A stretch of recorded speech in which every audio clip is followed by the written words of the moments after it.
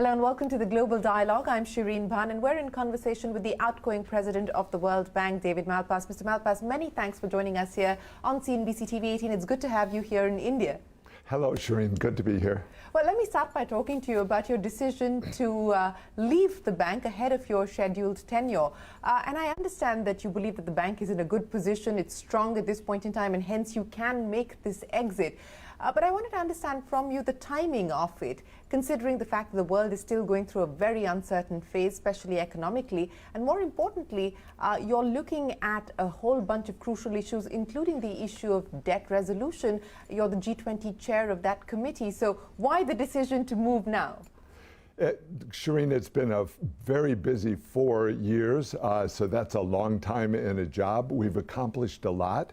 We've made progress, and I'm very happy with the setup of this roundtable on debt. There's lots more to be done in that area, in the climate area, in the development challenges. One of the things I do worry about is the developing countries. Many of them are really facing huge challenges from the standpoint of fertilizer, of food, and of the high prices that are going on for energy. But these are issues that the World Bank is deeply engaged in. So my timing is really, we're finishing up a great fiscal year for the World Bank. We've been achieving record levels of lending and of grants to countries. So I'm pleased with the progress. So it's a good time for me personally. I want to look for new challenges, and a good time for the bank. What new challenges are you exploring? Well, I really want to have impact on all the issues that I mentioned there, and also be engaged really in some of the global issues. I've expressed the concern about the absorption of capital in the advanced economies. So we know that global growth is really facing some big challenges. So I expect to be engaged with companies and with structures that are really interacting with the global system. So I'm looking forward to that. Let's talk about the global challenges, and I want to address the issue of growth, but also address the issue of the challenge that central bankers are facing at this point in time. And it's very clear from the data that's coming out from the US that the central banks are going to have to work harder. Now, what do you see as the big side effects of moving from a low for long to a high for longer world? Yeah, that's a great and a core question. The world has to find a way to get to the answer on inflation quicker than what is happening right now. It looks like a long, drawn-out process. We have to start from the premise that the 0% interest rate was an abnormal situation. That couldn't continue. So the world's moving to a more normal interest rate. But I've been pretty outspoken that the central banks need to look at more tools than just interest rate hikes. The interest rate hikes they affect the demand side of the budget, but of the economy, but they also slow down the supply side, the businesses that can't get capital. I think there's more that could be achieved by central banks in terms of their regulatory policies to make them more business friendly and better risk assessment mechanisms. And I also have the view that the central banks are owning too many bonds. This absorbs capital from all over the world, and I think it is a burden really on growth. So I would like to see a model where the central banks use all of their tools in order to have price stability achieved. One part of this, and I'll just make one more point, currency stability has been an important underpinning of global growth. And so I think there can be more focus on that. I'm here in India, and I've been pleased to see that the rupee has stabilized in recent months. And I think that's an opportunity as well for India to show that it's got a stable financial system that can really support a stable currency and therefore lower inflation. Mm-hmm. You talked about India, so that gives me the perfect segue to focus a little bit more about your thoughts as far as the Indian economy is concerned. Strong at this point in time, relatively resilient in comparison to the rest of the world. How do you view India today from your perch? It's a very interesting case because many of the developing countries are having more problems than India in growth. And so it's been refreshing and encouraging to see India come off of COVID. It was a very hard time for the people of India, come off of COVID in a way that's allowing them to really recover. So what can be done now is to foster that. I saw the new budget, which is making more investments and reducing subsidies, and so that's a good starting point. It was named Amrit Kal, which is a vision for the future that includes 8% growth. I think that's achievable by India, and India is showing the leadership both in the G20 and in the world community to make good progress. I do think it's really important that the private sector be enabled. That means more space in terms of small businesses, medium-sized businesses. Women in the labor force is a critical part of the growth. More credit. Land reform and agriculture reform these are all challenges that India can face in becoming more competitive in a challenging global environment. Mm-hmm. You know, you talked about private investment and catalyzing private investment, and I want to talk about that in the context of India. What we are seeing, and that is what the budget articulated, are incipient signs of private capital formation. But what do you believe is necessary? What are the imperatives that will unleash this going forward? India has this challenge of state-owned enterprises probably play too big a role. Big companies have been adding employees, which is good, but the real engine for job growth is small businesses that become medium-sized businesses. And India has this process where they tend to list, they become publicly listed companies, and then they can't undo that. They can't form the consolidation waves. Around the world, we see consolidation, so companies that can be expanded into bigger entities are part of the efficiency gain and the job gain. India could make regulatory changes that enabled that. Agriculture, I'll come back to, and land reform are critical parts of the reform process for India, and of course financing. India has gone through waves of challenge and solutions. I was here in 2019 and spoke on the topic of the non-bank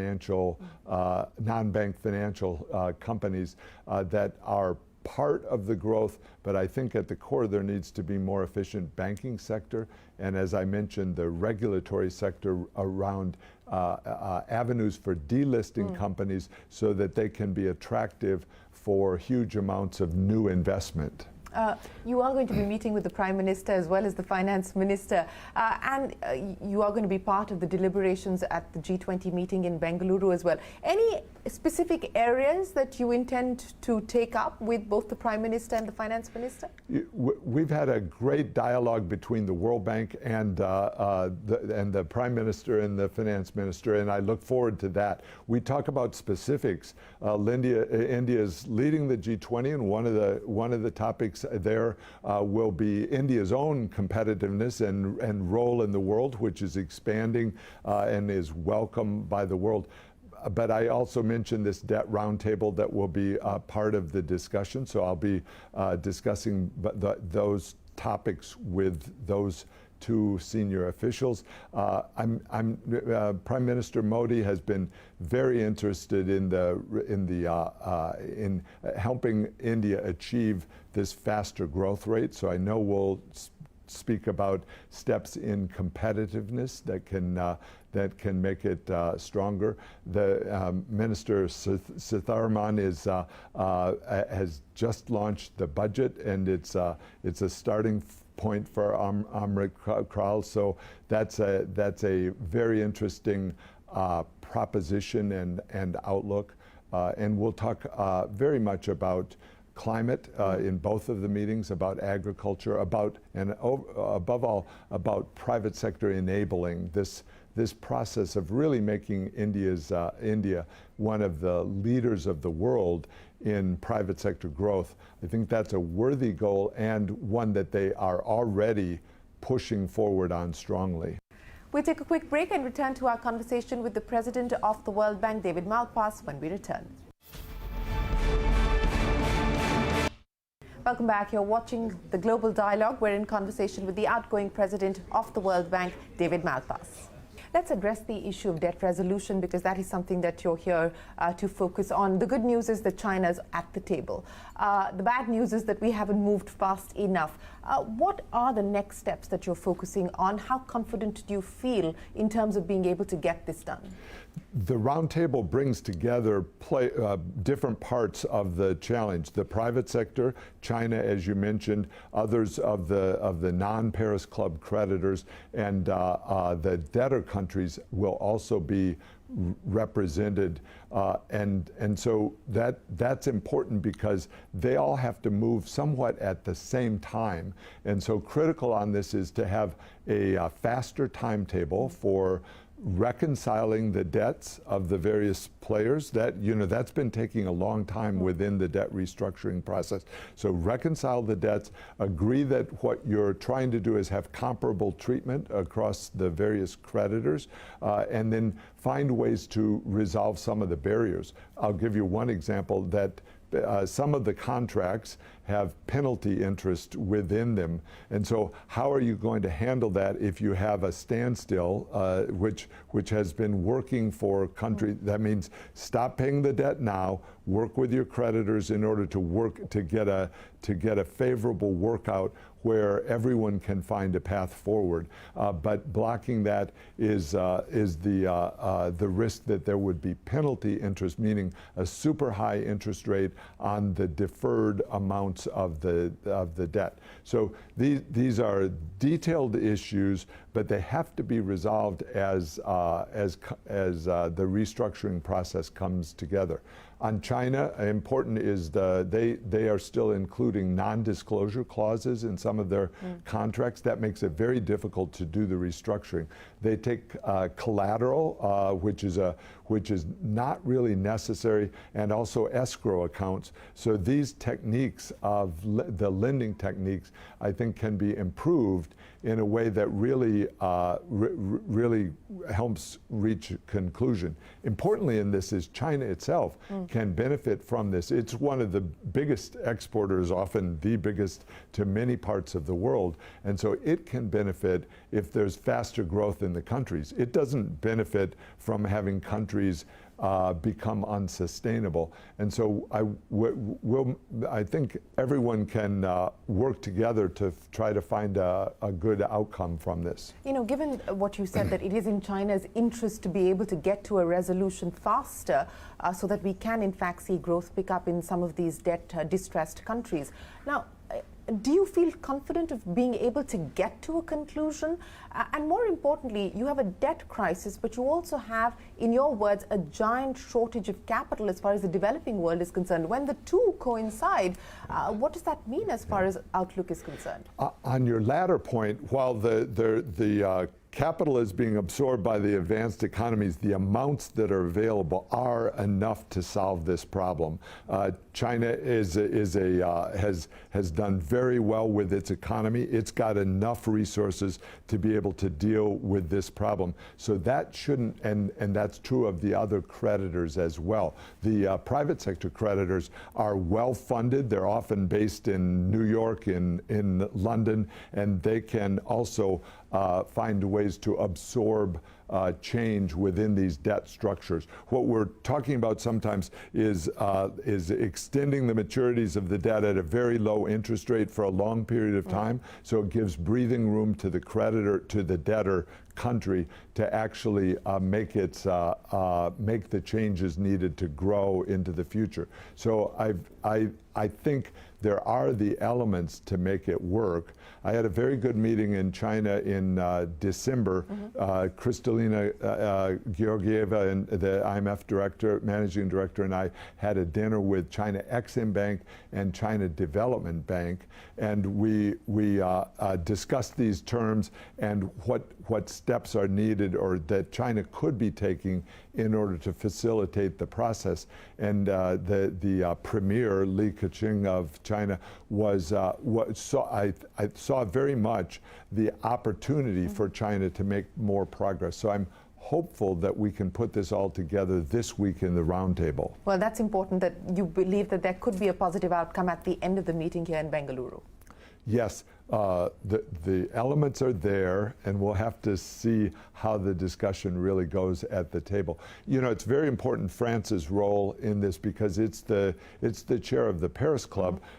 Under the current circumstances, many of the debtor situations have actually a very small component that is Paris Club, but it has France has been the chair of the various creditor committees. So its role in this and its participation will be important in making it work and begin to get to conclusions for some of the countries. You know, one of the other issues that's up for discussion at the G20 is the evolution of multilateral development banks like the World Bank. And, you know, the call for reforms has been on for a while now, but both in terms of outreach, in terms of financial capacity, you've been talking about how the bank has evolved. What do you see as the next steps as far as the bank's own evolution is concerned?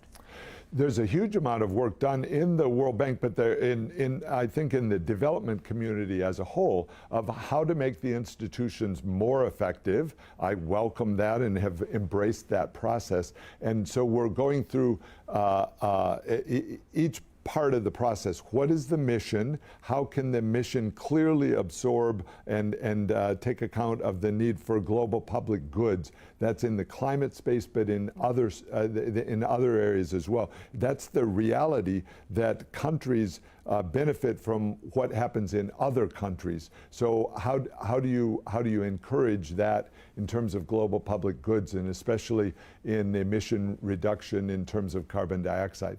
A second phase is, or a second pillar of the exploration going on now, and I should note, it's being led by our board of directors, and they represent the shareholders of the World Bank. The second phase is operations. How do you make them more effective? How do you bring in all of the various tools that can be brought together? And then third is this issue of resources. Can the bank better mobilize its own balance sheet, and then also bring in resources from the rest of the world in order to deal with global challenges? We've made some changes so far already. For example, in December, we presented to the board the benefits that the bank is getting from higher interest rates. It's a little counterintuitive because the clients, the borrowers, are under much pressure, but the bank charges high. The interest rates go up when the world interest rate environment rises, and so that's going to allow us to begin lending, and we've quantified it as $2 billion per year more starting in our next fiscal year. I'll be wrapping up and stepping down at the end of this fiscal year, which is June 30th. But by the next fiscal year, we'll be able to lend $2 billion more per year based on that. And then we're also looking at a change to increase our leverage ratio slightly, and that will allow another $4 billion per year. So these are sizable amounts, but they're not nearly enough for the challenges that the world faces. So we're also looking at all other tools in order to expand our reach, our impact, and the direct amount of financing that we can provide to countries. You know, you talked about the need for financing or greater financing, especially when we talk about climate financing, etc. What are the mechanisms that you believe one can explore at this point in time? You have previously talked about trust funds as a mechanism that can be explored. What are you seeing as innovative financing mechanisms to address some of these global challenges today? Some part of the challenge is if I make a loan to you for something that you didn't so much want to do only for yourself, but as part of a global public good, what's the interest rate that can be charged? And can I bring in concessional resources to help you with the decision to take on that loan. That would be an example of that is in the coal transition. As countries look for ways to reduce their dependency on coal, they recognize that it's their cheaper source of financing, but it has this global impact. So how do we blend the financing in? And so we've proposed trust funds to do that. We can also look at ways to more effectively use the callable capital of the World Bank. The board has been discussing techniques that can do that. We've looked at hybrid capital, which is a way to bring in new equity capital. The World Bank has this somewhat unique leveraging capability. We borrow massively in international bond markets. Even this year, year to date, starting in January up through last week, we had already issued $14 billion of bonds, which then directly goes to client countries in our lending. Even our concessional fund, IDA, which is so important for the 75 poorest countries, IDA itself has been successful in issuing bonds in international markets. So these leveraging techniques can be expanded, can be looked at as ways to effectively use global resources. If you look back, the World Bank has this track record from 1944 to present. The entirety of the paid-in capital, the actual cash that's gone into IBRD, it has only been some $20 billion. And from that, the lending of the World Bank became $840 billion. Actually, now it's $860 billion. So from that initial corpus of paid-in capital has come this giant amount of leveraging. So we're looking to use those techniques as broadly and effectively as possible, including for global public goods. Mm-hmm. As we look at the world today, and we continue to see some of the challenges that we've already spoken about, high interest rates, inflation, debt, the war in Ukraine continues, no signs of that de-escalating at this point in time. What are you most concerned about, including, of course, a large part of the world moving towards more and more protectionist policies, trade policies? Well, you mentioned a bunch of concerns. We've been talking about the debt of the poorer countries or of developing countries, but really for the world, one of the giant challenges is the debt of the advanced economies. This is the fiscal deficits that are so large. I need to note, India itself has still a sizable fiscal deficit. It's coming down in the current budget from 9% down somewhat, but it still is large by developing country standards. As we look at the advanced economies, they have just a massive challenge because the national debts are going up at such a rapid rate. So that's a giant challenge. You mentioned trade, and I'm glad you did.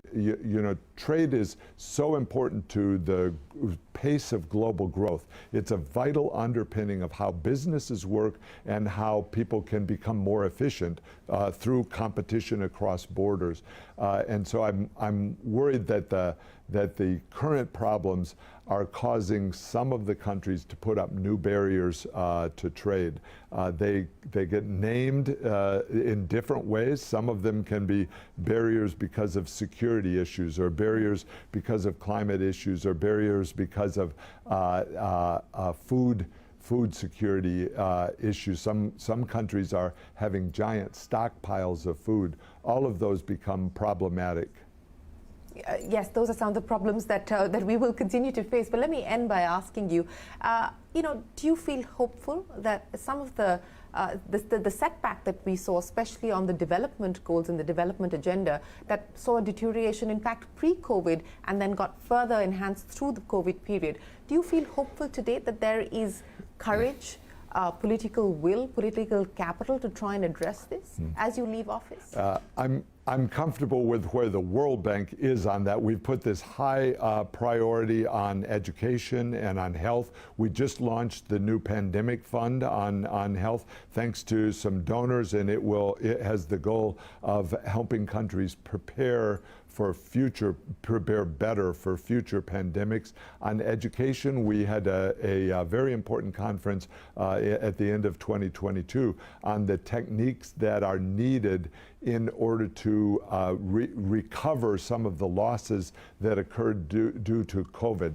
Those techniques are having schools open. That turns out to be one of the most important things. More hours in the having children be in school more hours per day is very important. The funding for schools is important, and also the focus on foundational learning. The actual reading and writing skills were lost during COVID and need to be regained. So I'm comfortable with where the World Bank is on that, but it's amid this giant challenge that the world has with fertilizer. We're worried about the crop cycle for next year, and we have to have as a world this concern that growth in the developing countries is simply not.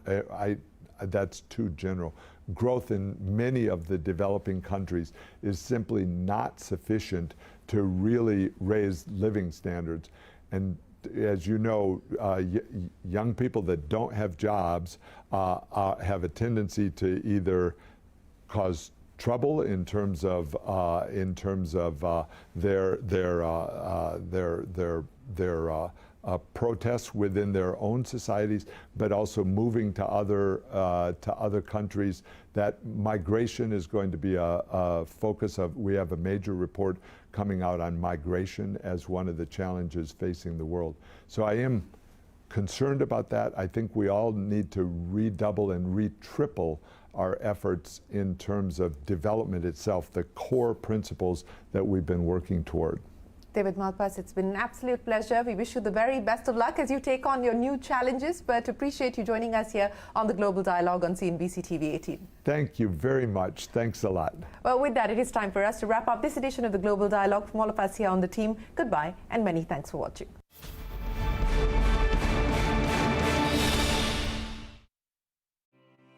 MCX Zinc Mini Futures Contract